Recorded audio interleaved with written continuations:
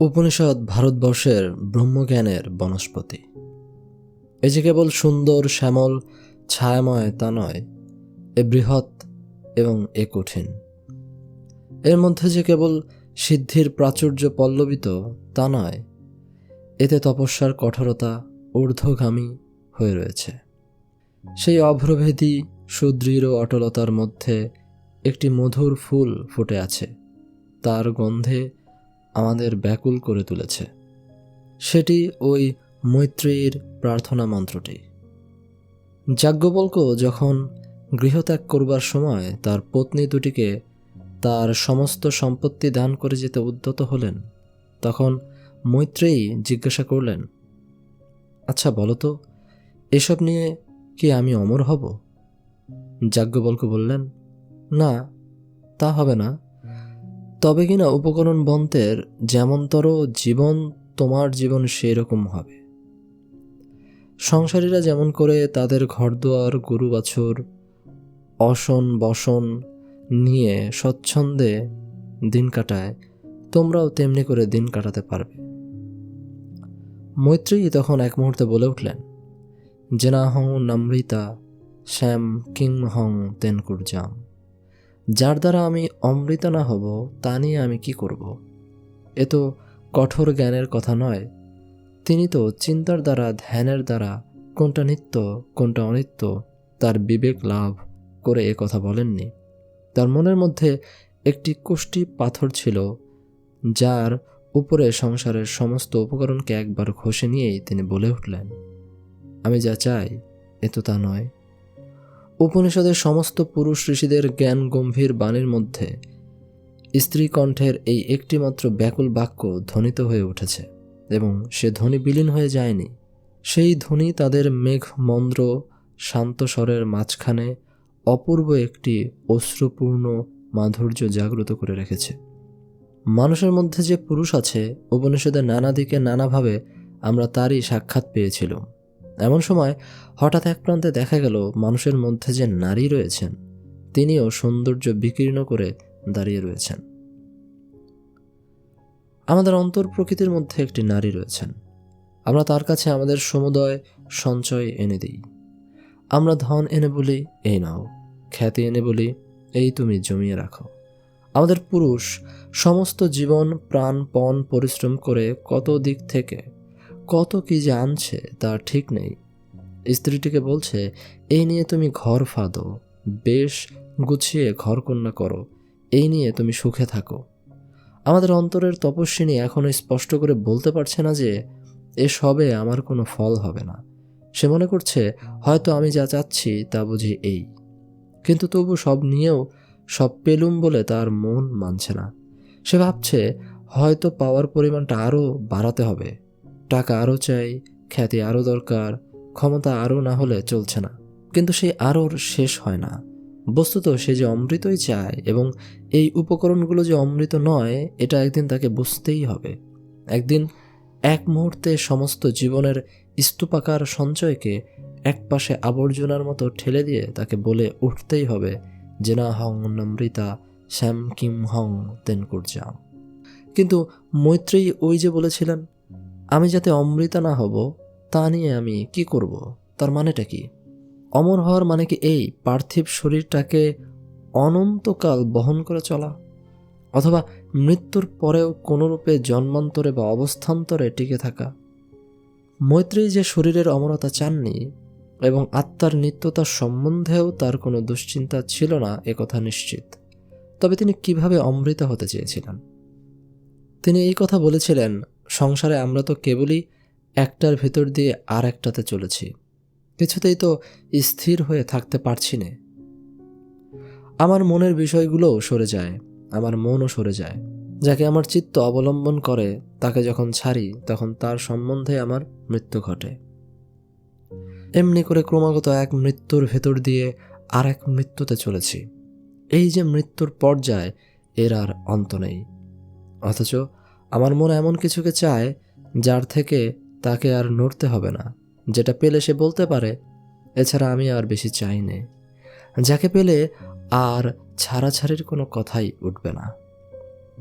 তাহলেই তো মৃত্যুর হাত একেবারে এড়ানো যায়।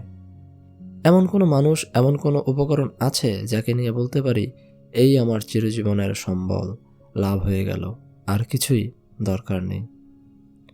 সেই জন্যই তো স্বামীর ত্যক্ত সমস্ত বিষয় সম্পত্তি ঠেলে ফেলে দিয়ে মৈত্রেয়ী বলে উঠেছিলেন, এসব নিয়ে আমি কি করব, আমি যে অমৃতকে চাই। আচ্ছা বেশ, উপকরণ তো অমৃত নয়, তাহলে অমৃত কি? আমরা জানি অমৃত কি, পৃথিবীতে একেবারে যে স্বাদ তার পায়নি তা নয়। যদি না পেতুম তাহলে তার জন্য আমাদের কান্না উঠত না। আমরা সংসারের সমস্ত বিষয়ের মধ্যে কেবলই তাকে খুঁজে বেড়াচ্ছি, তার কারণ ক্ষণে ক্ষণে সে আমাদের স্পর্শ করে যায়। মৃত্যুর মধ্যে এই অমৃতের স্পর্শ আমরা কোনখানে পাই? যেখানে আমাদের প্রেম আছে। এই প্রেমেই আমরা অনন্তের স্বাদ পাই। প্রেমই সীমার মধ্যে অসীমতার ছায়া ফেলে পুরাতনকে নবীন করে রাখে, মৃত্যুকে কিছুতেই স্বীকার করে না। সংসারের বিচিত্র বিষয়ের মধ্যে এই যে প্রেমের আভাস দেখতে পেয়ে আমরা মৃত্যুর অতীত পরম পদার্থের পরিচয় পাই, তার স্বরূপ যে প্রেম স্বরূপ তা বুঝতে পারি। এই প্রেমকেই যখন পরিপূর্ণরূপে পাবার জন্য আমাদের অন্তরাত্মার সত্য আকাঙ্ক্ষা আবিষ্কার করি, তখন আমরা সমস্ত উপকরণকে অনায়াসেই ঠেলে দিয়ে বলতে পারি, জেনাহং নমৃত শ্যাম ক্রিম হং তেনকুরজাম। এই যে বলা, এটি যখন রমণীর মুখের থেকে উঠেছে তখন কি স্পষ্ট, কি সত্য, কি মধুর হয়েই উঠেছে। সমস্ত চিন্তা, সমস্ত যুক্তি পরিহার করে কি অনায়াসেই এটি ধ্বনিত হয়ে উঠেছে, ওগো আমি ঘর দুয়ার কিছুই চাই নে, আমি প্রেম চাই। একই কান্না। মৈত্রেয়ীর সেই সরল কান্নাটি যে প্রার্থনারূপ ধারণ করে জাগ্রত হয়ে উঠেছিল, তেমন আশ্চর্য পরিপূর্ণ প্রার্থনা কি জগতে আর কোথাও কখনো শোনা গিয়েছে? সমস্ত মানব হৃদয়ের একান্ত প্রার্থনাটি এই রমণীর ব্যাকুল কণ্ঠে চিরন্তন কালের জন্য বাণী লাভ করেছে। এই প্রার্থনাই আমাদের প্রত্যেকের একমাত্র প্রার্থনা, এবং এই প্রার্থনাই বিশ্ব মানবের বিরাট ইতিহাসে যুগে যুগান্তরে উচ্চারিত হয়ে আসছে। জেনাহং নমৃতা শ্যাম কিম হং তেনকুরজাম। এই কথাটি সবেগে বলেই কি সেই ব্রহ্মবাদিনী তখনই জোর হাতে উঠে দাঁড়ালেন এবং তার অশ্রুপ্লাবিত মুখটি আকাশের দিকে তুলে বলে উঠলেন, অসতমা সৎকামায়া তমসমা জ্যোতির্গমায়া মৃত্যুর্মামৃতং গমায়া অবিরাবির্ম এধি রুদ্র যত্তে দক্ষিণং মুখং তেন্মাং পাহি নিত্যম। উপনিষদে পুরুষের কণ্ঠে আমরা অনেক গভীর উপলব্ধির কথা পেয়েছি, কিন্তু কেবল স্ত্রীর কণ্ঠেই এই একটি গভীর প্রার্থনা লাভ করেছি। আমরা যথার্থ কি চাই অথচ কি নেই তার একাগ্র অনুভূতি প্রেমকাতর রমণীর হৃদয় থেকেই অতি সহজে প্রকাশ পেয়েছে। হে সত্য, সমস্ত অসত্য হতে আমাকে তোমার মধ্যে নিয়ে যাও, নইলে যে আমাদের প্রেম উপবাসী হয়ে থাকে। হে জ্যোতি, গভীর অন্ধকার হতে আমাকে তোমার মধ্যে নিয়ে যাও, নইলে যে আমাদের প্রেম কারারুদ্ধ হয়ে থাকে। হে অমৃত, নিরন্তর মৃত্যুর মধ্য দিয়ে আমাকে তোমার মধ্যে নিয়ে যাও, নইলে যে আমাদের প্রেম আসন্ন রাত্রির পথিকের মতো নিরাশ্রয় হয়ে ঘুরে ঘুরে বেড়ায়। হে প্রকাশ, তুমি আমার কাছে প্রকাশিত হও, তাহলেই আমার সমস্ত প্রেম সার্থক হবে। আবিরাবির্ম এধি হে আবি। হে প্রকাশ, তুমি তো চিরপ্রকাশ, কিন্তু তুমি একবার আমার হও, আমার হয়ে প্রকাশ পাও আমাতে, তোমার প্রকাশ পূর্ণ হোক। হে রুদ্র, হে ভয়ানক, তুমি যে পাপের অন্ধকারে বিরহরূপে দুঃসহ রুদ্র যত্তে দক্ষিণং মুখং, তোমার যে প্রসন্ন সুন্দর মুখ, তোমার যে প্রেমের মুখ, তাই আমাকে দেখাও। তেন মাং পাহি নিত্যম, তাই দেখিয়ে আমাকে রক্ষা করো, আমাকে বাঁচাও, আমাকে নিত্যকালের মতো বাঁচাও। তোমার সেই প্রেমের প্রকাশ, সেই প্রসন্নতাই আমার অনন্তকালের পরিত্রাণ। হে তপস্বিনী মৈত্রেয়ী, এসো সংসারের উপকরণ পীড়িতের হৃদয়ের মধ্যে তোমার পবিত্র চরণ দুটি আজ স্থাপন করো।